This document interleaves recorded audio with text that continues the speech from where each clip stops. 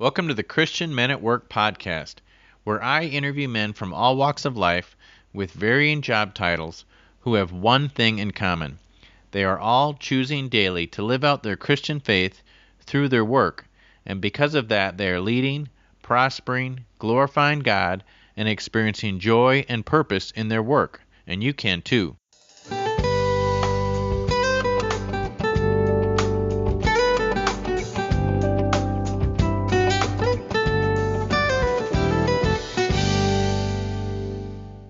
Men at Work, welcome back to episode 17. We've got a real treat today because I'm going to be interviewing a man named Ellis Goldstein, and this was really an awesome interview. Ellis grew up in the Jewish faith, so it was very interesting hearing him talk about that. And I also think it was very powerful the way he showed or shared very personal stories about what it was like to come to faith in Jesus when your parents and basically the rest of your family are not of that faith, and how difficult that was, and kind of when he went through with that. So, and there's more to it, but I won't spoil the treat. Let me give a little introduction before we get started. Ellis Goldstein is a Jewish believer who met his Messiah at Penn State University. He has a Bachelor of Architecture and a Master of Arts in Biblical Studies. Since 1973, he has served as a staff member with Cru, the U.S. Ministry of Campus Crusade for Christ. Colleen, his wife, joined Cru in 1971. His first 18 years of ministry were in New England, where he helped pioneer new campus ministries. He also served in a leadership capacity for the Northeast, helping staff members raise their personal support. And since 1991, he's been the Director of Ministry Partner Development and is responsible for the support and development for Cru staff members serving in the U.S. and internationally. Ellis has trained over 14,000 missionaries with Cru and many other missions agencies in the U.S. and overseas. His driving passion is to equip and inspire Christian workers to be Christ-centered, fully funded, and financially faithful. So let's get right to our interview with Ellis Goldstein. Ellis, thank you so much for joining us today. And I just want to get right into the conversation. And my first question is, you are a Jewish believer in Jesus who met your Savior while in college at Penn State, which is kind of fascinating to me. But can you tell us, first of all, what your life was like growing up in the Jewish faith, and what circumstances led you to becoming a Christian as a young man? Thanks for the opportunity just to be able to talk with you about these things. My background was pretty typical of those in my age group. I would go to. I think one way to look at it is that Judaism is a religion, and it's also an ethnicity. And so as you think of, of different people that have strong ethnic backgrounds, I think that helps a little bit with understanding of Jewish people.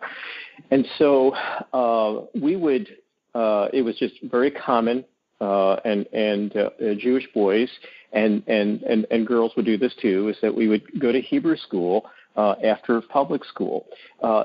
In my family, we were ethnically Jewish, but not necessarily strong religiously.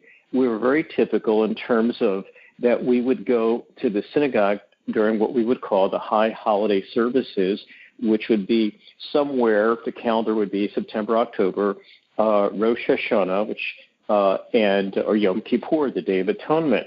And so my family was not very religious, but my father and I think sometimes my mother would go for those services. But what we would all do, what parents would have, is that their children would go to Hebrew school. And so would go to public school during the day, and then afterwards would scoot off to go to Hebrew school for a couple of hours. And we did that, Monday through Thursday, and then also on Sunday. And so as a child, I was in school from whatever time school started, 8:30 in the morning, whatever the hours were, until 6 at night. And that was, very typical. And really what the Hebrew school was for, or one of the things that came out of it, is, people always ask me, do you know Hebrew? And Hebrew was really taught from the perspective of, we use the Bible as in the Old Testament for learning Hebrew, but it was never with an understanding, as you and I have, and many of our listeners have, that this is God's Word. And so there wasn't that kind of perspective, that because there wasn't this perspective of having a relationship with God. And while I was in Hebrew school, no one ever talked about the Messiah. That was not something that I knew about. But really what it was apart from learning about traditions, learning history, learning Hebrew, there was one main focus for Jewish boys and young girls, and that was, for the boys, was preparing for their bar mitzvah at 13 years old. And in Jewish tradition, that when a boy was turning 13, he becomes a bar mitzvah, the son of the commandment. And he, in a sense, when I ask people, what do you think that is, the people would say things like coming of age. But think of it this way, that in a synagogue, you could not start a service unless there were 10 people, a minyan. And so when a boy was bar mitzvahed, then at that point he could take up his place as one of the men in the synagogue. I also think it's kind of comical thinking of a 13-year-old as a man, which is kind of silly. But we would prepare for the bar mitzvah, and the way that it was done, and this was a very momentous event in the life of a Jewish family and in the life of that boy. And so in the synagogue, in Hebrew school, as you're preparing for a bar mitzvah, and the way that it was done, that the cantor of the synagogue, and that would be, it's not quite like the choir director that people would have in a church, but he was responsible for leading the, and I would call it the chanting. There's a melodious chant for the scriptures. They're not just read in the scripture in the synagogue, but there's a sort of a melodious chant for the prayers and other things within the synagogue. And the bar mitzvah boy would have to learn that. He would have a portion of what was called the Torah, the 5 books of Moses, and the Haftorah, the prophets. And he would have a section of that he would have to chant, at his bar mitzvah, which was one of the Saturdays that occurred during the year. And the sad part about this is, just think of this: I'm a 13-year-old boy. His voice is changing, and he has to sing these verses. Fortunately, my voice wasn't cracking at that time. But the sad part is that I don't know how many bar mitzvah boys really have an understanding of what the bar mitzvah is for, or there's never really any good teaching about these passages of scripture that we were supposed to be chanting. And so there really wasn't an understanding. We would accomplish our role by going through, in a sense, the motions of learning our parts that we're supposed to read in the or sing during the synagogue service. And it was, as I said, it was a momentous event. And in some families, this is just huge. But yet the sad part is that there was no real healthy spiritual understanding of what was taking place. And so, like many other Jewish boys, I continued to go to Hebrew school for a year or two after my bar mitzvah, and then, like many, would discontinue it. And then that would be the end of the Hebrew school education. And whereas I became involved in other activities, in public school. And so that's what it was like for me. I knew I was Jewish. It was significant in our family. We lived in, usually what you would find in growing up is that Jewish families lived in neighborhoods, in ethnic neighborhoods where it was largely Jewish. And I grew up in the Philadelphia area. in the inner city. And so what you would find is you'd have your different ethnic communities, and I grew up in one of those ethnic communities among Jewish people. And very few Jewish people would have friends with non-Jews. And so, I mean, my best friend was not Jewish, but most of the people that were my friends were within the Jewish community. And that continued on through when I went to junior high and high school. We eventually moved, and I was still in the high school I went to was largely had a large Jewish population, and so it was pretty significant. So on the Jewish holidays, the only kids that were left in school were the Gentile kids, and so the Jewish kids got not only their holidays off, but also got the Gentile holidays off also. But what ended up happening was that that as I grew older, past my bar mitzvah, there wasn't any understanding of a spiritual connection with what I had learned while in Hebrew school. And, when I would go to the synagogue service, I think one of the things that was so frustrating was that the service was conducted in Hebrew, and there was no understanding. Most of the people that were in the synagogue service, they knew how to recite prayers and other things in Hebrew, but there was never an understanding of what those things meant. And so that was just a real disconnect that was there. And so after my bar mitzvah, that was one of the reasons eventually that I quit going to Hebrew school, which would be very typical of many other Jewish young boys. And so that's very interesting. Thanks for that summary. So from there, you ended up going to college, and you said you went to Penn State? Yes, I went to Penn State. I went to Penn State to study architecture, and so I spent 5 years that were there. And I remember during my freshman year when I was in college, I went to this. I was on my own, and so I went to the synagogue service. And I don't remember was probably Rosh Hashanah or Yom Kippur. And so I was there, and there was the same sense of how empty it was, that something was missing. Only at that point, I couldn't identify what that was. I was not a kind of person who would go through religious motions just for the sake of doing it, just because of my ethnicity.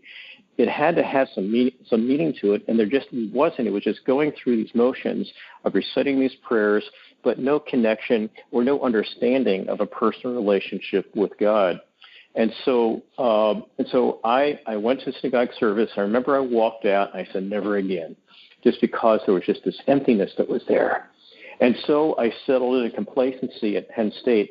When I was in high school, I ran cross country and track and field, and had succeeded in that, and breaking records and all sorts of things, and winning and placing. When I say record, I should say just one record. But and I thought I was going to do that again when I was in college. And what I discovered was, frankly, there's something was just missing, and I just lost my excitement about running anymore. And so that's where I sort of settled into complacency. At some point it's either my freshman or sophomore year, as I was walking on campus, there was a poster advertising some event, and it had this caricature of this wanted picture of Jesus. Now, you have to understand, I didn't know much about Jesus at all, but what I did know is, or what I felt was, when I saw that, I said, I don't want him. Growing up in a Jewish home, my father had fought in World War II. I grew up in a generation, and it wasn't just my generation, but past generations, where we had little contact or not much contact with the Gentile community. And we had seen in our history so much persecution that had been done in the name of Jesus, that no wonder why Jewish people feel the way they do about Christianity.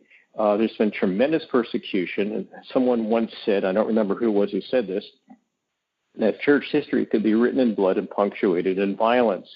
And they're talking about some of those who professed Christ, but I'm not so sure had a relationship with Jesus.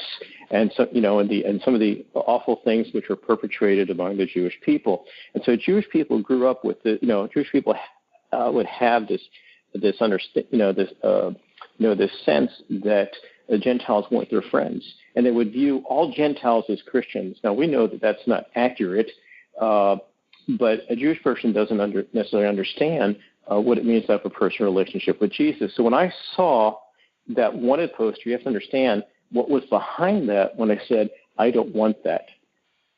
But sometime later, there was a meeting in my dormitory, and it was called How to Be a Christian Without Being Religious. It makes no sense at all that I went to that meeting. I was not interested in Christianity. I had no understanding of Christianity. It was not something I wanted at all. And yet, for some odd reason, which I now know why, I went to this meeting for a study break, and it was just a small meeting. This was God's sovereignty intervening, orchestrating events in my life. And so I went to this meeting, and someone shared their story of how they came to Christ. Someone shared the gospel in a brief presentation, and my response was one of arrogance. And I said, everybody can get to God in his own way. When people say things like that, it's not necessarily that they know the answer to that, but it's just pushback. And I didn't know what I was talking about at all, but I did know, because of growing up in my Jewish home, that this was not something that Jewish people really want or should be involved in. And fortunately, that one of the men that was at that meeting, which is kind, and over about 5 months, we would meet off and on. And I'm not even sure why I continued to meet with him. But as I look back, humanly, but as I look back, I know it was God's hand. And as we met, we would go over messianic prophecy. There's wonderful predictions in the Old Testament which foretold the coming of the Messiah. There's just so many of them there. But yet, if you don't know anything about Jesus, and you were to look at something like Isaiah 53, which is affectionately called the Gospel in the Old Testament, and Isaiah 53 is such a wonderful messianic prophecy about the Messiah. But if you don't know anything about Jesus, and somebody says to you, who's this talking about? The answer is, I don't know. And yet you and I and others will look at that passage, and we know exactly who it's talking about. But it's talking about the coming Messiah. But since I knew nothing about Jesus, it didn't mean anything to me. And so I continued to meet with this man, and he continued to talk to me about the Lord. And I finally got to a point where I could accept the supernatural, that it existed, and that even that Jesus could have risen from the dead. But even with just a head knowledge of that, there was no understanding about why I would need to trust him as my Messiah. I went to another meeting. It was about 5 months later on campus, and there's about 100 students that were at this meeting. As the students were, there's this informal part of the meeting, and the students one by one would stand up and share a few things about what God was doing in their lives. And I don't remember exactly what was said all those years ago, but one thing that happened was incredible, and I call it an Apostle Paul experience. As they were talking, all of a sudden, it was like a veil that was lifted. That is the best way I know how to describe it. That all of a sudden, I knew that Jesus was my Messiah. It was all of a sudden I understood. I went from no understanding to all of a sudden it made sense, and I understood. Even the way I just said that it made sense, I'm not sure it's the right way to describe it. That's why I call it an Apostle Paul experience, that once I was blind, but now I see. And it was just instantaneous that I understood that. And I felt so compelled that I needed to stand up as one of the next students and shared that I trusted Jesus as my Messiah. In Romans it talks about if you believe in your heart, confess with your mouth, Jesus, and that's what I needed to do. I just felt compelled that I had to do that, and so I stood up and I told people that I trusted Jesus as my Messiah. And the room was silent, and I sat down. My palms were sweating, and I was wondering, what have I just done? And I felt like the title of a book that was written about someone who had come to faith in Jesus, and it was called, What's a Nice Jewish Boy Like You Doing in the First Baptist Church? And that's how out of place I felt. But I knew that I had made this decision. And so over the next few months, began to grow in my relationship with Jesus. And that was in March of 1970. I remember very specifically when that took place, of when I came to embrace him as my Messiah. And from that point on, my life just dramatically changed. How did your life change? What are some concrete ways that it dramatically changed? Well, I think a couple of things. In the immediacy of what took place is that there was a meaning and purpose in life which I had never heard before. I never had before. Before when I was in high school as a teenager, and I was looking for something that would give me significance, and I didn't find it in religion, and so I gave my efforts over into athletics in school, as many young boys do and young girls. As I became very successful at what I did. And yet, when I went off to college, again, as I mentioned before, that there was an emptiness was there, that kind of thing wasn't a lasting fulfillment. But coming into this relationship with Jesus for the first time, I had that lasting fulfillment. I was trying to find something before, in a sense, that would give me the security in life, something that gave me purpose and meaning. And when you enter into a relationship with the Lord, of course, that's when that happens.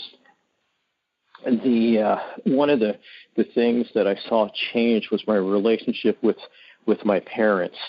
I, like many teenagers, not all, but I would always argue with my father. It was not a good relationship that way.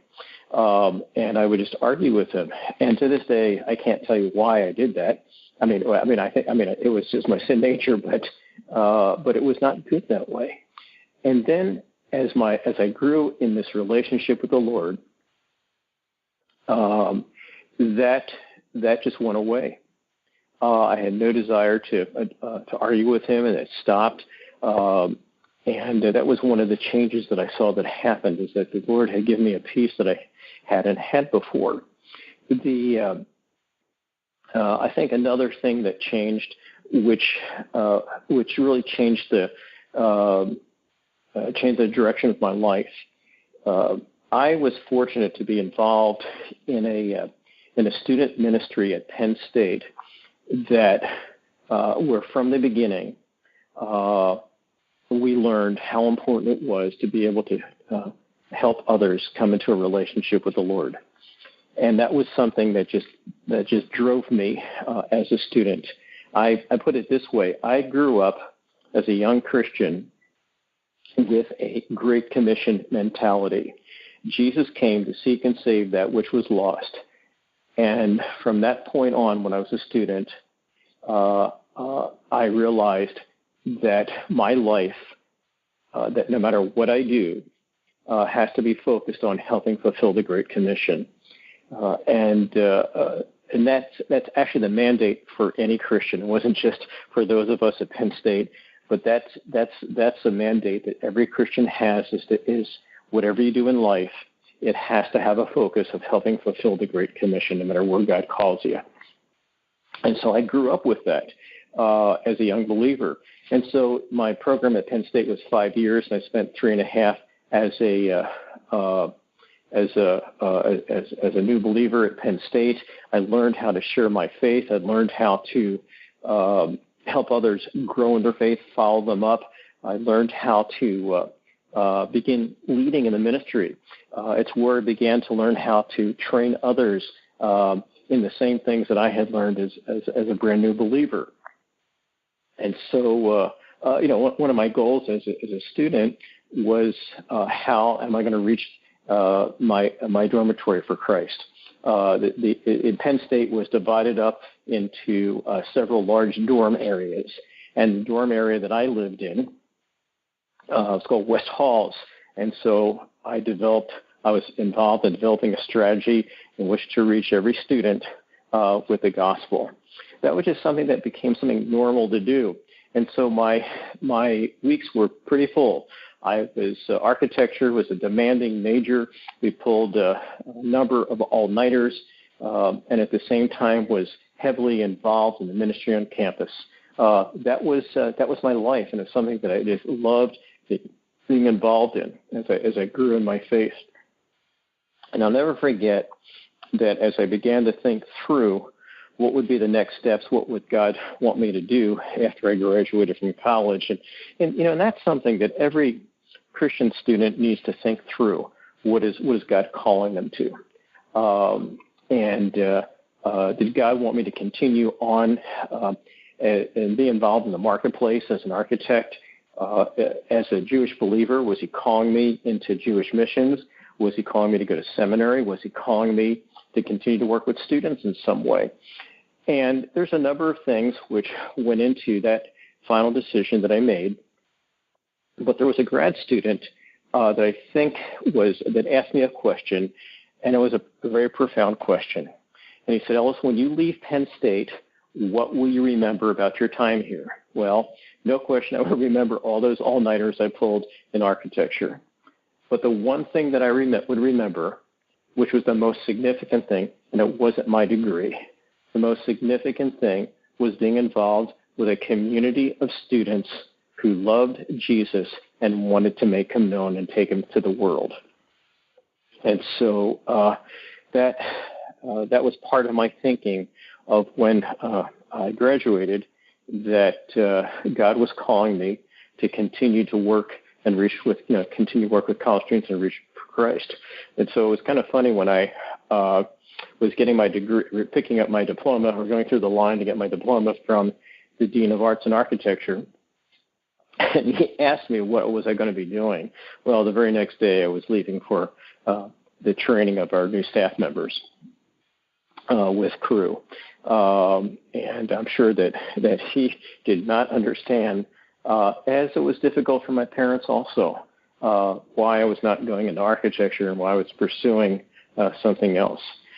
That was another thing that was very difficult for my family, is that when I came to embrace Jesus as my Messiah, and I consider myself a completed Jew, having trusted Jesus as my Messiah, is that I'll never forget when I went home from Penn State that I knew that it was time to tell my parents about this decision. Some time had gone by, and that was so difficult for them.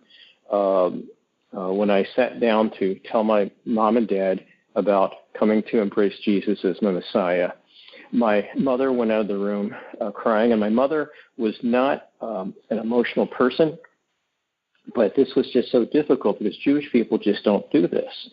And I understand. I mean, today as an adult, I understand why my family felt the way they did. My father told me in a stern way. He said, "I'll never attend your wedding." It's not that I was dating anybody, but he wanted to let me know. In some Jewish homes, they will hold a funeral for a child who comes to know the Lord, embraces Jesus as his Messiah. My parents didn't go that far, but this was just so upsetting to them and so difficult.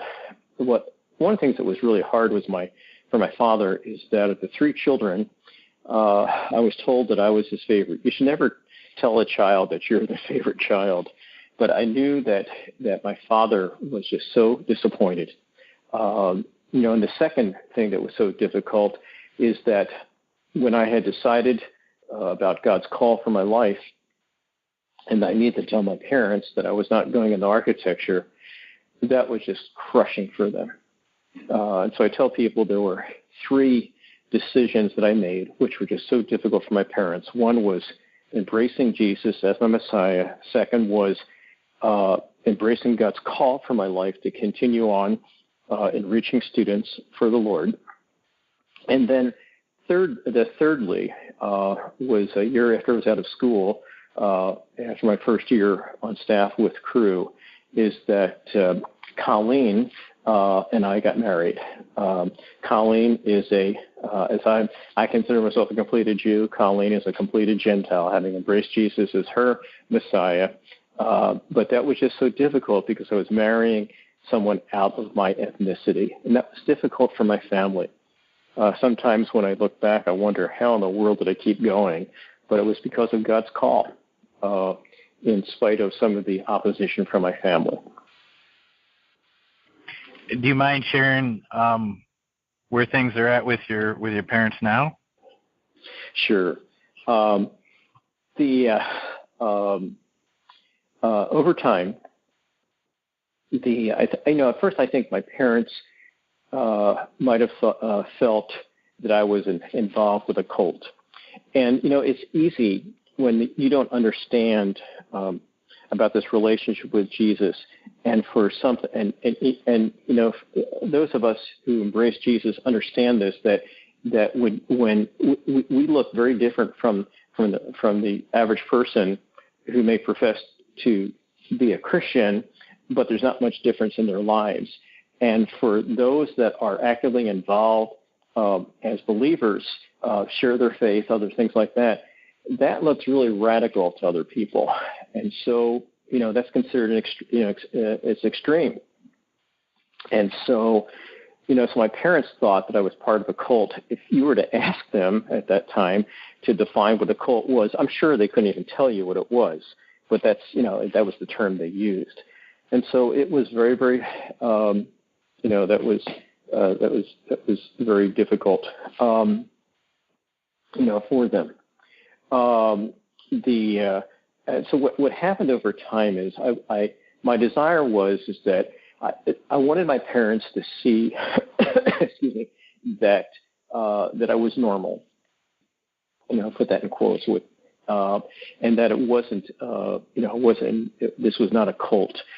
My father felt like that Crew was using my abilities and, my gifts and abilities, and was misusing me. That wasn't the case at all, but he was just trying to find something that would help him understand and rationalize, this decision I had made about why, what was wrong with it. But over time, my parents saw that I was normal, that they thought that this was a fad, that it was something that wouldn't last. But as the years went by, they saw that this was not something that was not that at all. I think several things helped. When Colleen and I were married, and eventually when we had our daughter Heather, and they watched how we brought her up. They watched how we lived our lives, even though we didn't live near each other. But I think that from what they saw, I think that really helped them. I think the other thing that made a real difference with them was as my parents got older, my father developed Alzheimer's, and my mother just needed lots of help from the children, and I was involved in helping her with her finances. I was one of the ones who would I would go back to Philadelphia to help with repairs on the house and help take care of them in that way, and that just spoke volumes to them. Another, at least to my mother, another thing that really helped was that Colleen showed tremendous respect for my mother, and when they would talk, Colleen wasn't a person who talked at her. She would talk and listen, and that meant a lot to my mother. And so there was the hostility that, or I think that the tension that my parents felt, at least with my mother. That dissipated over time, and it disappeared. Now, the sad part is that neither my mother or father did not come to embrace the Lord before their deaths, and that was and that's sad for me. I wish they had. One of the difficult things in my story is that when our daughter was 17 and a half years old, she was driving to school and was killed in a car accident. And and Colleen and I knew that there's some things that we each needed to share at the memorial service. For Colleen, she took that as an opportunity to talk with the students that came. Her class, our daughter was immensely popular with the school, and they were well respected. And I used this as an opportunity to share the gospel at the service with just my family members. In the midst of a full church, I just directed my conversation to them. And so there has been a few times over the years where I was able to share the gospel with family. And one of the things is so hard. It is not easy. When you come to faith and you're the only one in the family and being Jewish, I'm sure it's not just being Jewish that this is hard for. And it's sharing the gospel with your family. That's not an easy thing to do.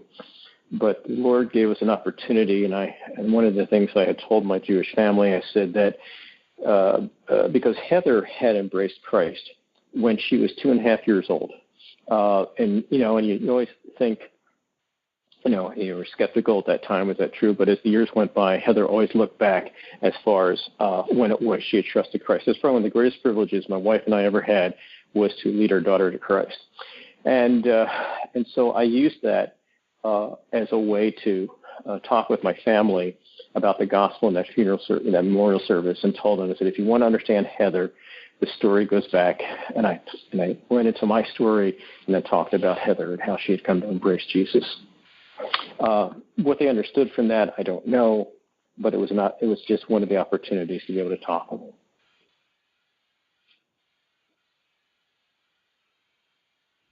Well, thanks for sharing all that. That's very powerful. I'm sure that different folks that are listening can relate to your story in different ways. I wanted to talk to you a little bit about Cru. Can you kind of get everyone up to speed who's listening on what Cru is, and then share a little bit about the different roles that you've had with Cru over these years? Sure. Cru, formerly known as when it was founded as Campus Crusade for Christ, and Cru was founded in 1951. And when many people think about us, they think about us as a ministry among college students. But that was never the intention to be just a ministry among college students. It's where we started at UCLA back in 1951, but it was always meant to become a focus of a worldwide missions organization. And so while Cru may be known because of its outreach to college students, we also have ministries among from high school, college, reaching military personnel, reaching people in various parts of the city, the inner city, reaching executives, you name it, and our goal is to give every man, woman, and child on this planet the opportunity to know someone who is truly following Jesus. We've grown to about 15,000 staff members worldwide. Most of them are not United States staff members. Most of them are international, and so we are in most countries of the world, and have continued with our focus to be involved of reaching people for Jesus. So some people may know us from the Jesus film, which was something that our ministry was responsible for creating. The Jesus film has been translated into the most translated film in all of history. I think we're up to over 1,500 languages. It's the most viewed film in all of history. But while you have those statistics, what's the most important thing is not that it's the most viewed film in all history. Well, that's important. It's the number of people who have come to Christ, and the number of churches. There have been millions, literally millions of churches have been started as a result of the Jesus film. And so the scope of our ministry goes far beyond reaching college students. Well, that is significant in reaching college students, but it goes into every nook and cranny of a country and reaching people for Christ, whether it's the inner city, whether it's students, whether it's military personnel. Is that our goal is to reach people for Jesus? Our desire is that we want to partner with like-minded churches and other individuals to whatever we can do to empower them in reaching others for Jesus.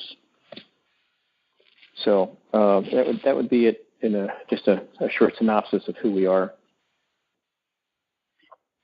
Thanks. I did not know that the Jesus film was associated with Cru, and I also didn't realize that it went so far beyond the campus ministry. So that was interesting for me. So thanks for sharing that. I know that we could talk a lot about the different roles you had, but I'd like to spend our remaining time asking you kind of your perspective on some issues around the issue of work, since that's the focus of the podcast. So my first question I wanted to get your thoughts on was, what do you think is the greatest misunderstanding men have about their work? I think that men, and I'm no different, want to derive their meaning and purpose from what they accomplish at work. That there can be great satisfaction, or actually the opposite of lack of satisfaction from it. And so I think the mistake that we as men can make is when our self-worth is tied solely to what we can accomplish in our job. I don't think it's wrong to get satisfaction out of what we do, but I think that if we tie in our worth as a person based on the job that we have, then what we've done is that we've missed the mark, because our satisfaction in life must come from our intimacy with Jesus. I remember as I would listen to people talk about, you can tell that they didn't like their jobs very much, and they sort of lived for the weekends. And I thought how sad that is, that people would consider 5 days of what they're doing to be something they don't like to do, to only live for 2 days of the week. And that's just sad that people would live their lives that way. I think the thing that has impressed me are some of the men that I've met, that they know that God has called them to the jobs that they might have.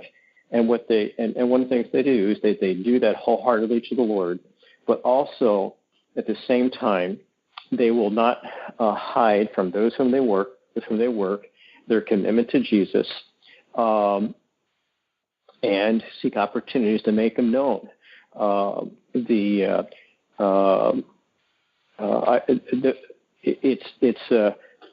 think that we have to overcome, I think, a couple of things. I think one is we have to realize that God has called them to a place of work. That it's not that if we view where we work just as a paycheck, if that's how we view the work, then we're going to miss the mark of what God has called us to.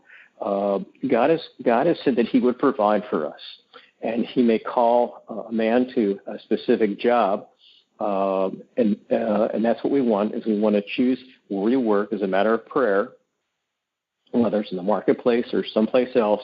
But at the same time, it's God, how do you want to use me to be an influence with where I work? How do I make you known?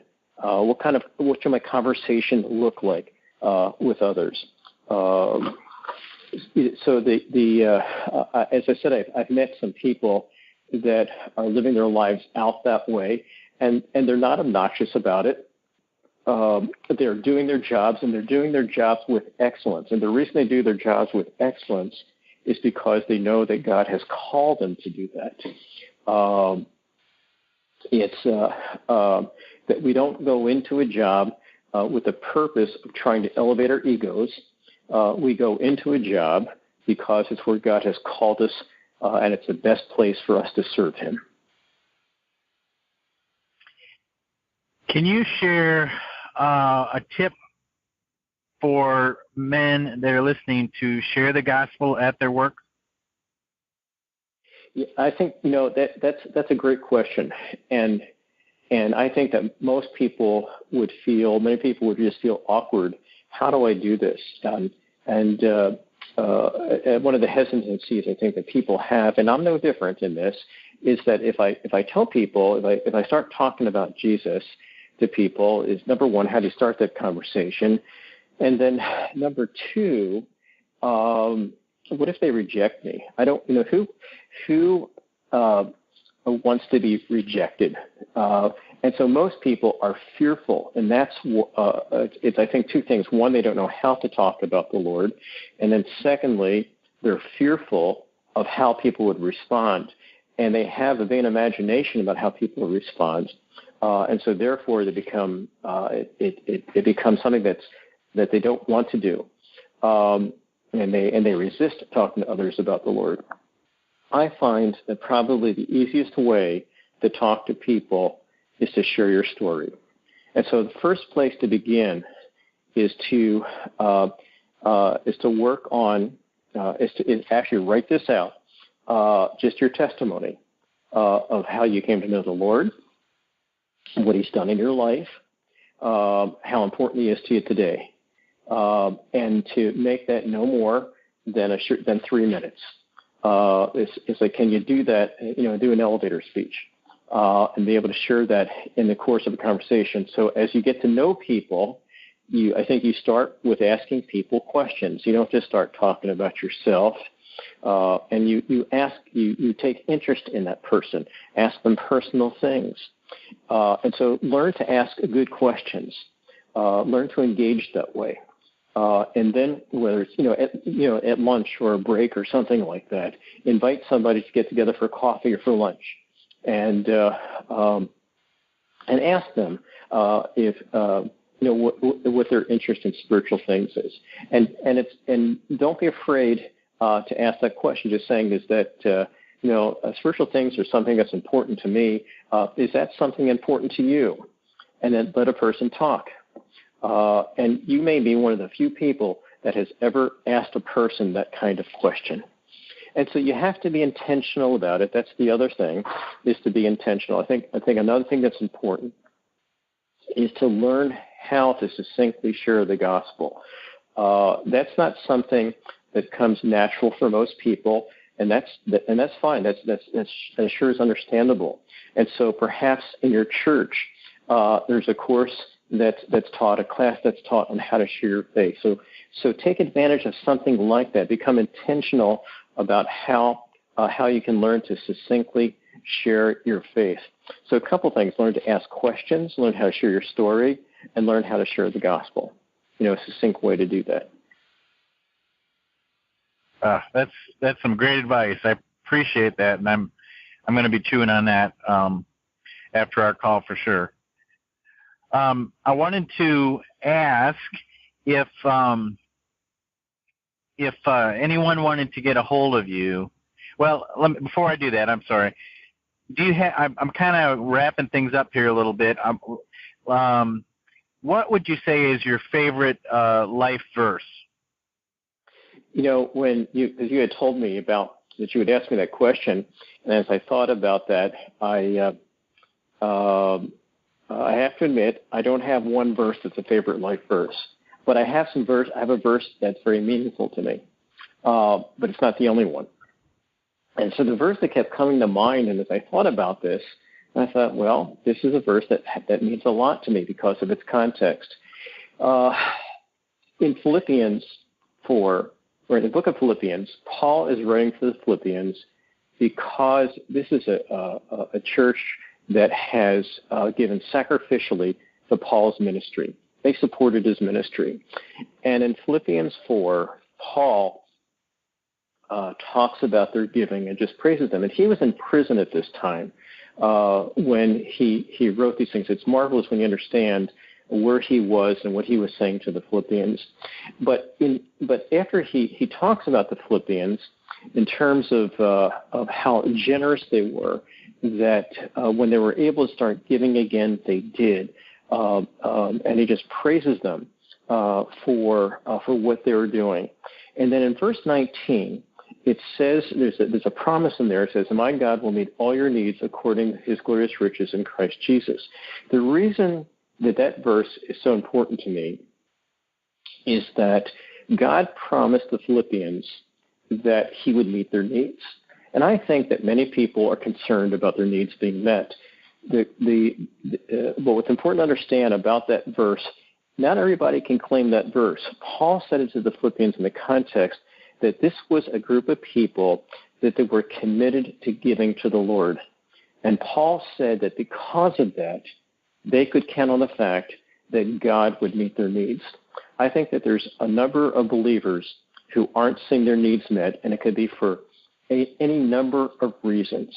But one of them is that people need to be intentional about giving to the Lord.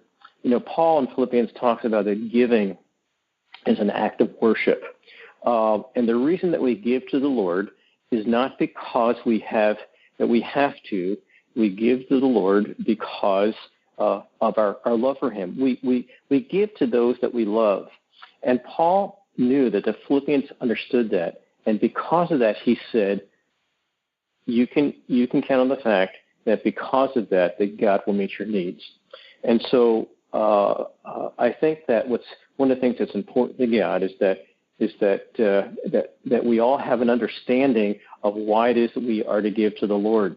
It's not because we have to. It's a response out of our love relationship with him.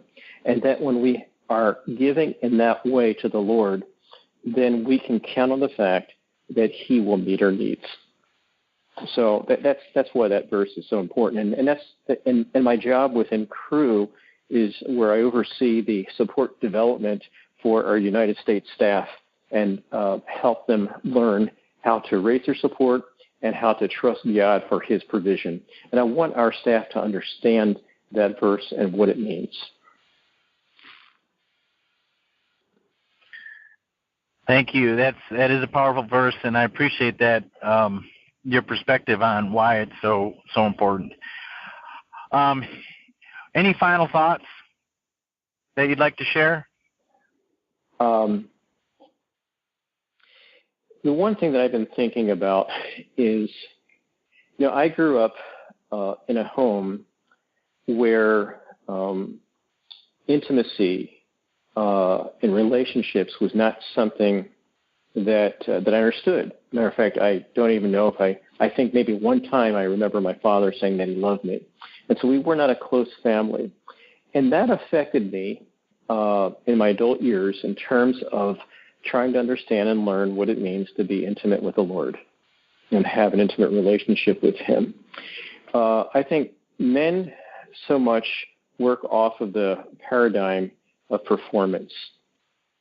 We see in sports, we see that performance is rewarded. But the way that the Lord views us is what's most important to him as we develop in our intimacy with the Lord. And so I think that what I would leave the men with is that to do everything you can to grow in your intimacy with the Lord. Be involved in terms of having a time with the Lord on a daily basis. It's getting involved in your local church. It's getting involved in a small group of other people that care for each other, and where you covenant together to grow in your commitment to the Lord and your understanding of what it means to have to grow in this intimate relationship with Him. That is great advice. If anyone wanted to reach out to you, Ellis, to talk with you one-on-one, or just learn more about you, how would they go about doing that? Well, probably the best way would be through my email. And people can reach me at ellis.goldstein@cru.org. So it would be ELLIS.Goldstein, GOLDSTEIN @CRU.org. And I would be glad to correspond with people. Well, I have thoroughly enjoyed this time with you, and I know our listeners have as well. Thank you for taking the time to share with us your story and your thoughts. Have a great day. Thanks, Steve. Men at Work, I hope you've enjoyed this interview as much as I have.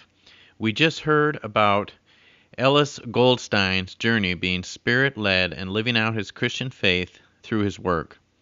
Each of our journeys are unique. However, I hope you've heard something in this episode to inspire you and give direction for your own personal daily work life. If you'd like more information on this and related topics, please check out my blog and website at davehilgendorf.com. And also, I have a free 14-part video series on my YouTube channel based on my book, Jesus is at Work. So check that out as well. Until next time, have a great day and God bless.